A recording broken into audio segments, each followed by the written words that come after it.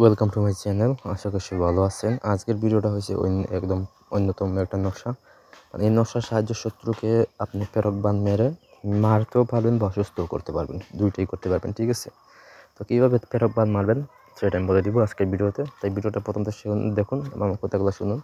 যদি আমার কথা এবং ভিডিও বুঝতে অসুবিধা হয় অবশ্যই আমার সেটাও জানাইবেন, আমি ফ্রিতে বুঝাই দেবো বা বোঝাতে চেষ্টা করব। কীভাবে শত্রুকে পেরক বান মারবেন সেটা আমি বলে দিচ্ছি।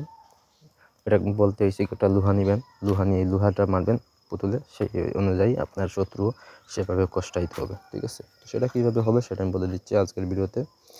তো নিয়মটা হয়েছে গিয়ে বুঝপাতার উপরে নকশা হরিতাল কামরাঙ্গা সিঁদুর দিয়া লিখিবে, তারপর ওই কালি দিয়া কলা গাছে নিচের ছবি আঁকিয়ে বুকের শত্রুর নাম লিখে নামের উপর ফেরক দ্বারা নকশা দিবে, কলা গাছে গাড়িয়ে চলিয়ে আসিবে। ঠিক আছে, তো নকশা আমার এখানে দেওয়া আছে, নকশা দেখতে পাচ্ছেন। নকশার নিচে যে অমুকের পুতুল অমুকের একটা মাসের মধ্যে রক্ত মাংস চুষি আঁকা, মানে হচ্ছে গিয়ে এটা আস্তে আস্তে ধীরে ধীরে যাতে ওর শরীরটা এই রক্ত মাংস শুষে একদম হাড্ডি হয়ে যায়, সেরকম একটা শাস্তি আর কি।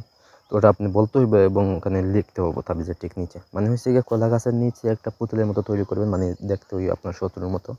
সেখানে ওইটা তৈরি করবেন, আমার এখানে যেভাবে দেওয়া আছে সেভাবে তৈরি করবেন।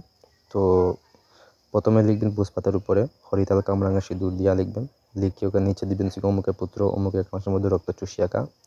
তারপর হচ্ছে গিয়ে ওটা কলা গাছের নিচে ছবি আকৃত করে ওখানে আপনি এই তাবিজটা লাগাই দিবেন। লাগাই দেওয়ার পর ওখানে 3টা পেরক মারবেন। পেরক মারার সময় আপনি ওই যে নিচে দেখেন যেটা দেওয়া আছে অমুকের পুত্র অমুকের একটা মাসের মধ্যে রক্ত মাংস চুষা, ওটা বলে বলে পেরকগুলো মারবেন। ঠিক আছে, তো এই পেরকগুলো মারার পর আস্তে আস্তে যখন ওই দিকে রস পড়বে তখন আস্তে আস্তে আপনার শত্রুর রক্ত মাংস কমে যাবে শরীর থেকে। ঠিক আছে, তো এই হলো গিয়ে আজকের ভিডিওটা।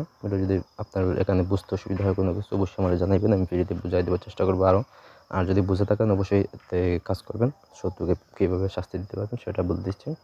আর হয়েছে গিয়ে যদি এই আপনার কাজটা করার আগে আপনার শরীরটা বন্ধ রাখবেন যাতে আপনার কোনো ক্ষয়ক্ষতি না হয়, সেদিকে খেয়াল রাখবেন অবশ্যই। এখানে যদি কোনো কিছু বুঝতে অসুবিধা হয় আমার জানাবেন, নিচে দেওয়া নাম্বার আছে, নাম্বার যোগাযোগ করবেন যে কোনো কাজের জন্য। তো ধন্যবাদ সবাইকে, ভালো থাকুন, সুস্থ থাকুন।